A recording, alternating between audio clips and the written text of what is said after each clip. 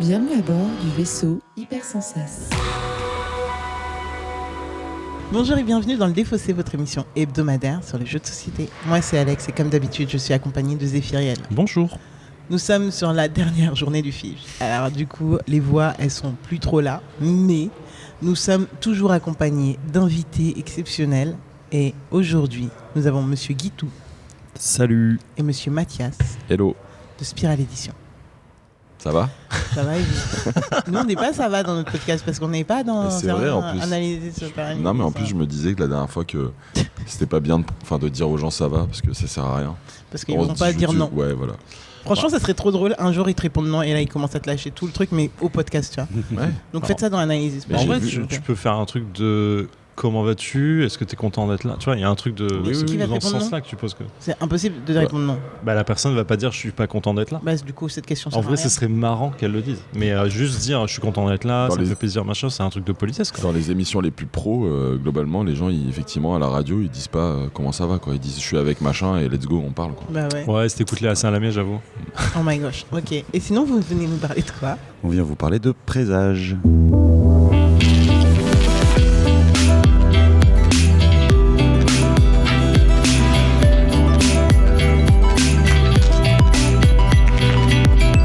Pour ceux qui ne nous connaissent pas, qu'est-ce que le Défaussé ? C'est une émission qui va durer environ 20 minutes et qui va se dérouler en 3 parties. Dans la première partie, nous allons demander à Spiral Edition de nous expliquer Présage, de nous donner un peu d'éléments et de contexte par rapport à ce jeu. Puis nous allons jouer, tout simplement. Alors ceux qui connaissent un petit peu l'aventure Défaussé Spiral Edition savent qu'il y a une petite compétition. Une toute petite compétition et qu'actuellement, du coup, le Défaussé contre Spiral Edition. Nous avons fait District Noir, nous avons fait Boréal, et du coup, nous revenons pour Présage, et toujours dans cette mouture, bien entendu, et en plus, ce jeu s'y prête d'autant plus. Il n'y a pas de compétition, hein, c'est juste à sens unique. Moi, je ne me rappelle pas de ça sur District Noir. Après, je ne me rappelle pas très bien de Boréal. Boréal, on s'est fait rouler. Arrête, mais... Je crois que c'est ça, je crois qu'on est à 1 partout, du coup. Pourquoi Non, la photo de Guitou, elle ressemble pas on était à à 0-0. Ah oui. Ouais. Écoutez. Pardon, ça, Oh mon Dieu, mais là la fatigue est réelle, il va falloir s'arrêter. Mais du coup, messieurs, est-ce que vous pouvez nous parler de Présage ? Et qu'est-ce donc que Présage ? Donc Présage, c'est un jeu par équipe, ça se joue de 4 à 6. À 4, ça se joue, comme on va jouer aujourd'hui ensemble, ça se joue 2 contre 2. À 5, à 3 contre 2. Et à 6, à 2 contre 2 contre 2. Donc voilà, c'est un jeu où il va falloir se débarrasser de ses cartes. On va tous avoir un certain nombre de cartes en main. Et la première personne dans une équipe qui arrive à tomber à une carte en main va remporter la manche pour son équipe. Et la première équipe qui gagne 2 manches a gagné la partie. C'est un jeu de cartes à effet. On va tous avoir un certain nombre de... Je me lance sur l'explication des règles. Complètement, alors là, vas-y. On va tous avoir un certain nombre de cartes en main. Et on va tous jouer des cartes devant soi, en commençant par un premier joueur. Et on va résoudre le tour pour savoir quelles cartes, pendant ce tour, sont défaussées. Quand même. Waouh. Ouais, c'est beau. On ne l'avait jamais faite. Ouais, c'est vrai ça. Jamais. Il n'y a que dans Présage qu'on te défausse. Ouais. Ça s'est jamais vu avant, c'est une mécanique totalement novatrice. Vraiment, félicitations. Donc c'est pas nous qui allons choisir. Enfin là, en l'occurrence, si. Pardon. Normalement, c'est le jeu qui choisit les équipes. Mais là, croyez-moi bien... Pourquoi ? On va pas choisir. On va pas choisir. Ça va être vous contre nous, évidemment. Putain, mais je sais pas ce qui se passe. Oh waouh. Il va y avoir du sang et tout, ça va être... Oui, c'est vrai. Ça va pas être aléatoire. Mais normalement, c'est le jeu, les cartes qui choisissent les équipes autour de la table. On peut jouer très bien en croisée comme côte à côte autour de la table. Et donc, les cartes, il y en a 35. Elles sont toutes uniques quasiment. Et elles ont toutes des effets différents. Et en fait... quand on va tous jouer des cartes, c'est souvent la plus forte qui va remporter le tour et donc être défaussée. Donc le premier moyen de se débarrasser de ces cartes, puisque je rappelle que c'est une bonne nouvelle de se débarrasser de ces cartes puisque c'est le but du jeu, c'est de jouer des grosses cartes. Mais évidemment, plein de cartes ont des effets qui vont s'appliquer, qui vont permettre à certaines autres cartes d'être défaussées. Et les cartes qui ne sont pas défaussées vont remonter dans la main des gens. Donc en fait, au fur et à mesure que la partie va avancer, on va aussi avoir un peu des infos sur qui a quoi. Le but étant de jouer les bonnes cartes pour son ou sa partenaire et d'empêcher l'équipe adverse de se débarrasser de ses cartes. Voilà. Là, en gros, vous avez toutes les règles. Sans communiquer en plus. Sans communiquer. Enfin, ce qui semble logique vu qu'il y a l'équipe adverse. Voilà.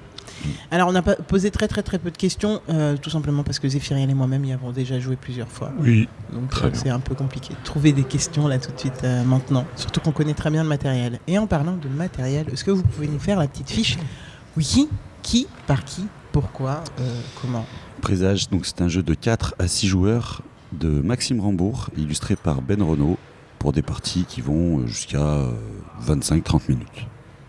À partir de 10 ans. Et pour les fidèles du label VHS, oui, Ben Renaud, on parle bien de Ben Renaud Nekoto de Nekoto, lui-même. Et C'est cool, c'est quoi et il a quoi d'autre comme podcast dans ce label? Je sais même pas. Bref, c'est déjà bien. Très bien. Et ben, nous sommes prêts pour le sang, la bataille. Allez, le sang et les larmes, c'est parti. Mon sang, ma bataille. C'est parti. Excuse-moi. Moi je gagne le tour. Je peux rien faire. Je défausse le jaune. Ah bah oh Oh la réaction des deux. Ça se fait pas, ça. Je savais pas si t'avais. Il me semble. Ouais, ce qu'il faut en fait, c'est par exemple, tu sais que la carte que tu prends va être défaussée et elle remporte le prix. C'est à 4 Oh là là, je veux bien arrêter de commencer. L'absolu 35. Je peux te donner une carte, ça? Ça a l'air bien. Et nous voilà de retour dans le défaussé après 20 minutes de présage, toujours en compagnie de Mathias et Guitou de Spiral Édition. Oui. Je crois qu'ils nous mettent une longueur sur notre. Bah ouais. Attendez le résultat de cette partie. En même temps, on se met un challenge. Bah 2-1. Donc Oui. pour des éditeurs, C'est un beau résultat. C'est un beau il résultat. pu avoir un 2-0. Non, parce que voilà, nous on Moi, est des gens. je pense que on a une Ah, victoire c'est parce ça. qu'on vous met quand même une manche, quoi. Tu vois. Non, 2-1 et en vrai, si on refait une partie, on n'est pas à l'abri de prendre la valise. Guitou, Ah, mais si, c'est bien. les joueurs de cartes que vous avez combien de parties sur Oh, présage? Ok, du coup, là, millions. je Je sais pense pas. que 2-1, c'est une perte. Si jamais on était en tournoi, vous auriez un petit point de goal average. De goal average. Je pense qu'on gagne là. On peut dire qu'on est en train de gagner. C'est qu'on a gagné. une victoire. Pour moi, on a gagné. C'est une victoire On psychologique a pour vous. complètement Effectivement. gagné. On peut pas perdre. Mais sinon, Zéphyr, qu'est-ce que tu pensais de présage, de la partie qu'on a faite et puis du jeu en général? Alors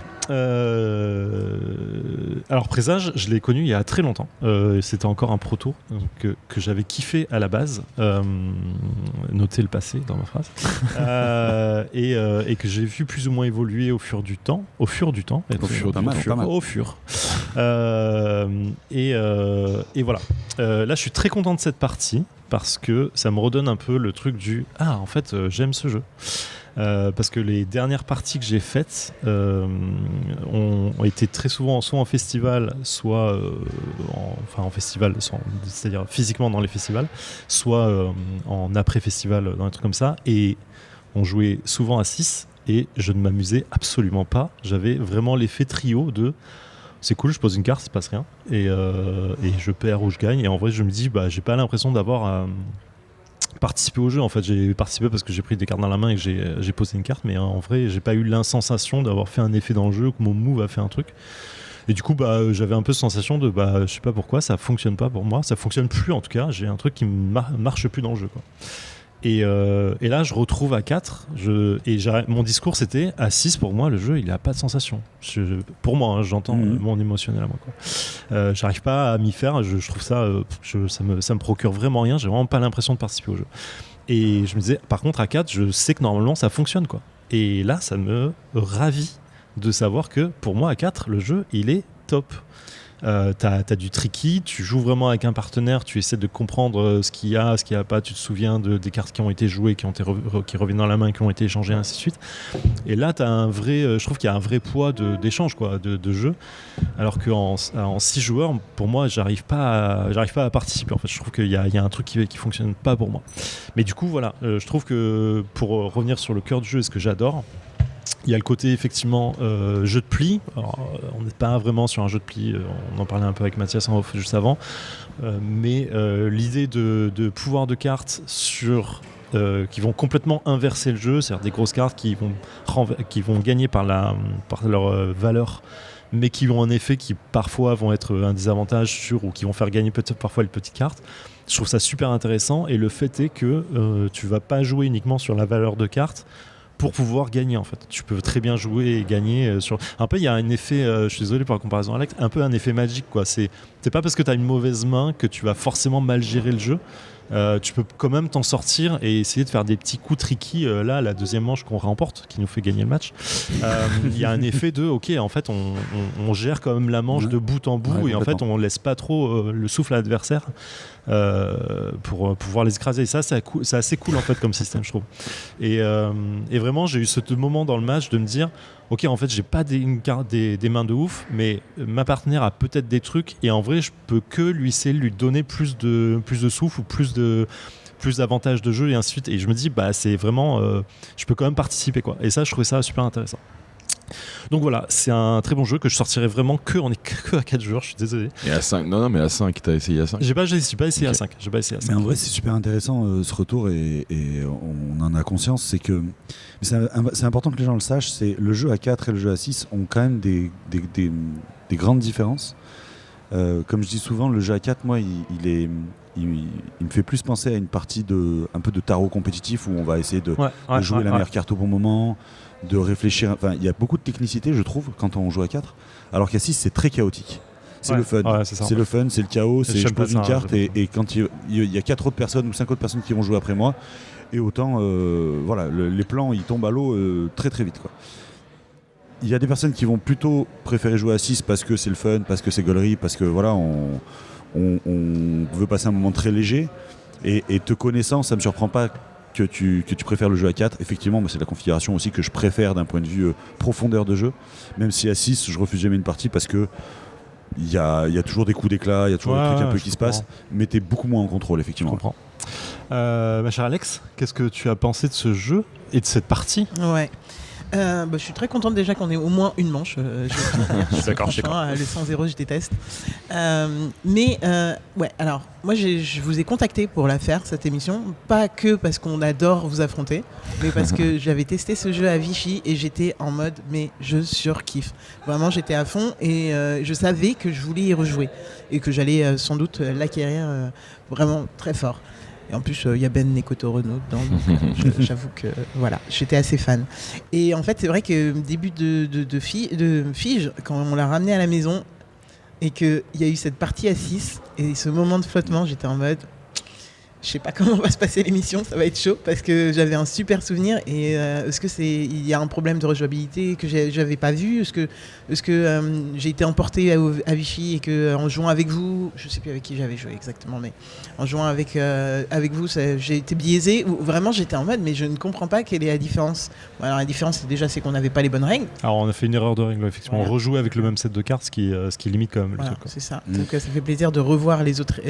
Là j'ai joué avec des cartes que j'avais jamais vues et tout, donc j'étais assez contente. Et il y avait beaucoup de fatigue. Il y avait beaucoup de fatigue. Voilà, je crois qu'on est au maximum. Mais c'est vrai. On est pas mal. Là, on n'ira pas plus loin.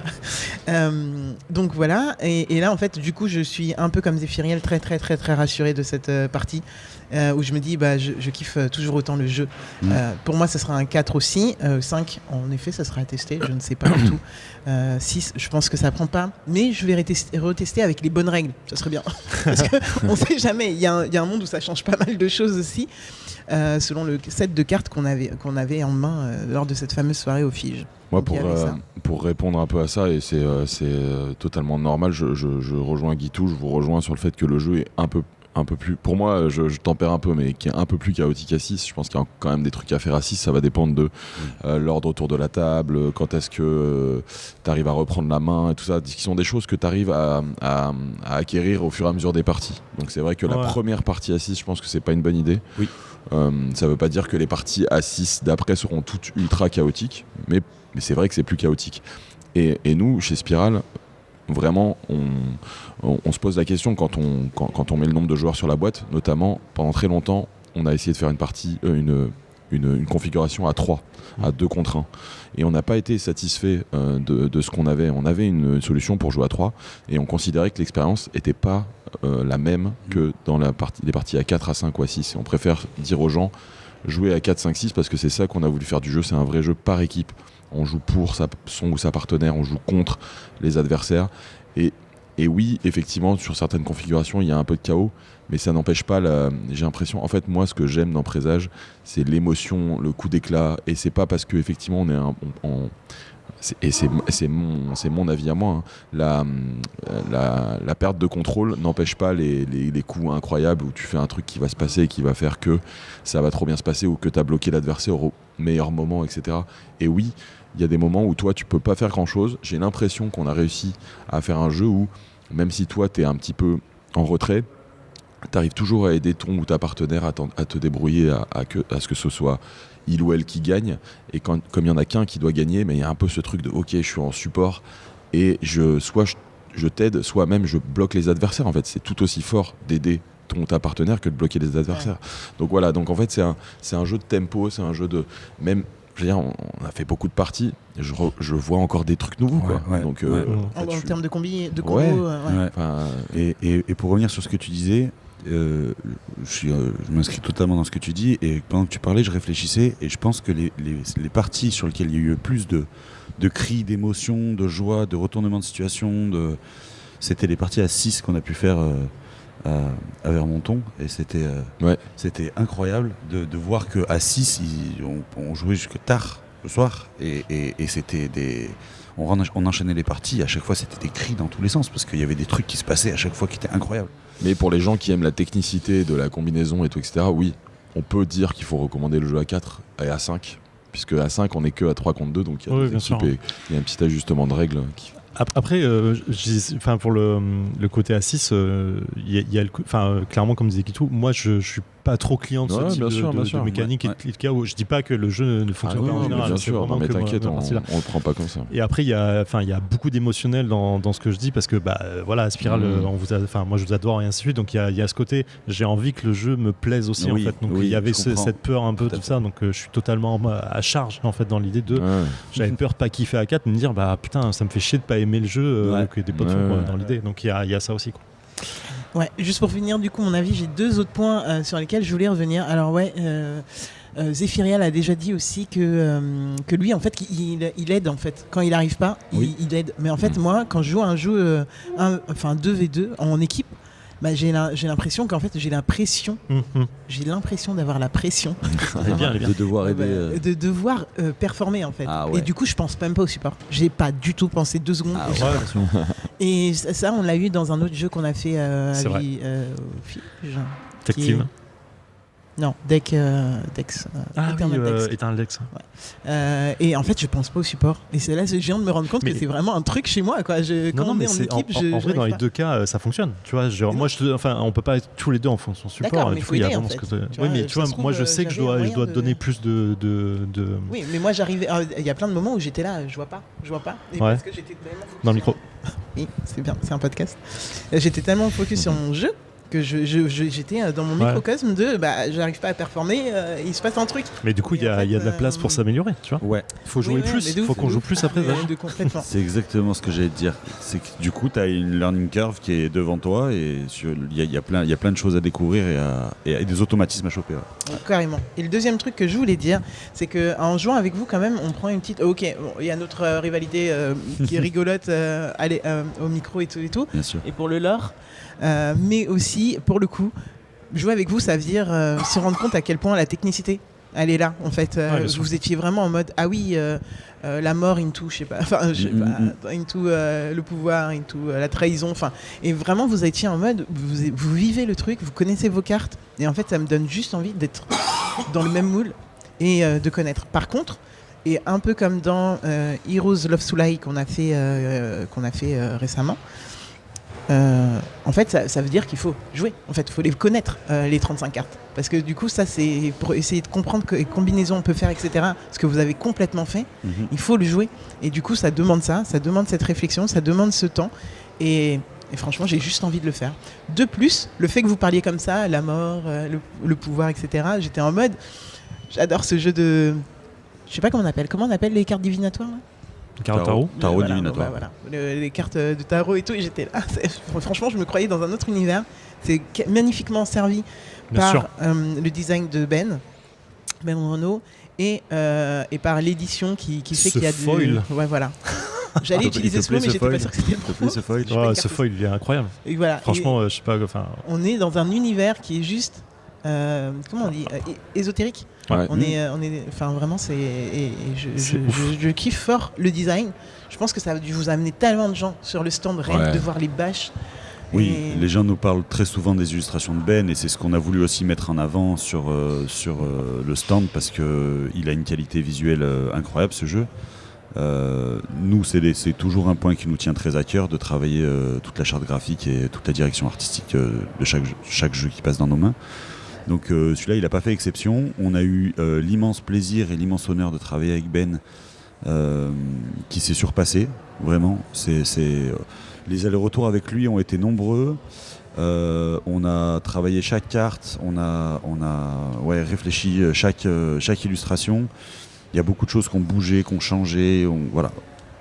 C'était vraiment un échange. Il y a des éléments qui portent tellement sa patte. Il y a des choses qui sont plus surprenantes venant de Ben, mais il y a des trucs, quand on voit les logos qu'il fait, etc., c'est lui. Quoi, ce que j'aime aussi dans ce jeu, c'est le travail qui a été fait sur la cohérence entre le nom, l'illustration et l'effet de la carte.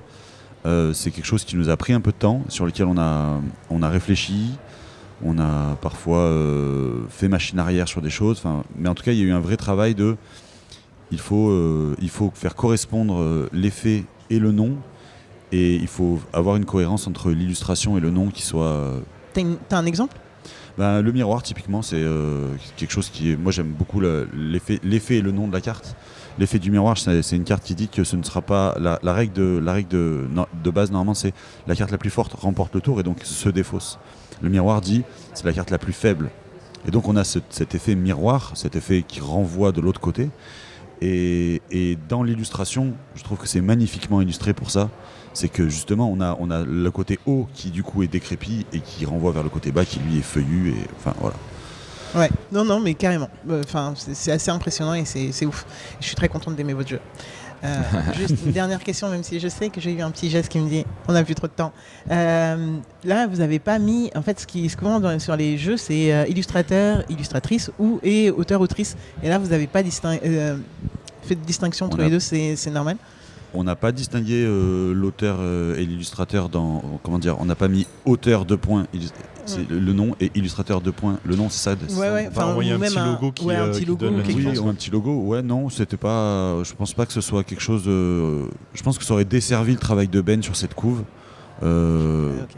qui est juste magnifique. J'ai pas envie de rajouter un picto dessus, en fait. Ok. Non, je voulais savoir si du coup c'était parce que Ben était un peu aussi en autorat ou pas. C'est pour ça que. Non, pas spécialement. C'est vraiment Max l'auteur, Ben l'illustrateur. Mais je pense qu'il y a aussi un moment où la couve. Elle a une identité qui est forte. Si on commence à mettre des logos, il n'y a même pas le nôtre, si tu regardes bien. C'est vrai. On n'apparaît pas sur la couve parce qu'il n'y a pas besoin. Je vois pas l'intérêt de se placer sur une couve pour l'altérer alors qu'elle est magnifique. Quoi. Depuis le début, la couve de District Noir, on avait effectivement illustré par et un jeu 2, mais on n'avait pas le logo de Spiral. On avait mis un peu Spiral édition présente en mode affiche de cinéma sur la couve de Boréal, pas de logo Spiral, un peu caché dans l'illustration. À chaque fois, on a des petits débats, mais effectivement. Et c'est la première fois qu'on le rencontre, donc je veux le souligner. Et il y a la petite pastille illustrée à la main. Alors, je crois que c'est vraiment il était déjà sur Boréal. Ouais. Ah ouais. Ah oui. Bon, pas du tout la première fois qu'on le rencontre. Est-ce que un moment vous allez faire des cartes de taille normale ? Des cartes de taille normale ? C'était pour la vanne. Des tailles de cartes normales. Non, on aime bien on aime bien la carte de tarot, carte carrée. Peut-être qu'on fera un jeu en 63-88. Toi qui finis. Hein. Tu poses le micro, mais c'est ton émission. Merci beaucoup d'être venu. Merci d'être venu nous foutre une branlée. C'était phénoménal. On reviendra un jour plus fort. On est à 2 points derrière vous, vu que District Noir était à 0 partout. Ou 1 partout, je sais pas. Donc voilà. Mais comme disait F, c'est une victoire psychologique pour vous. Gagner contre toi, mon gars, même manche, c'est une victoire. C'est vrai qu'elle était belle cette manche en plus. Ok. Merci beaucoup. Très bonne Merci à tous les deux. Très bonne fin de festival à vous. Salut. Bon courage surtout. Merci. Bref, on se retrouve la semaine prochaine. Oui, la semaine prochaine, pardon. Ça sera lui aux commandes. Ce sera moi. Et en attendant, jouez bien, kiffez bien et surtout prenez soin de vous. Fin de transmission.